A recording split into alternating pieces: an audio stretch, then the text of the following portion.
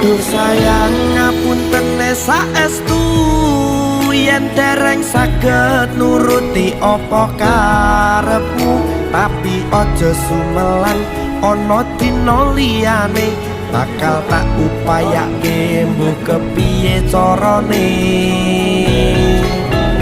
Tresnoku ora bakal luntur, sayangku ora bakal goyah senajan kahanane bubrah.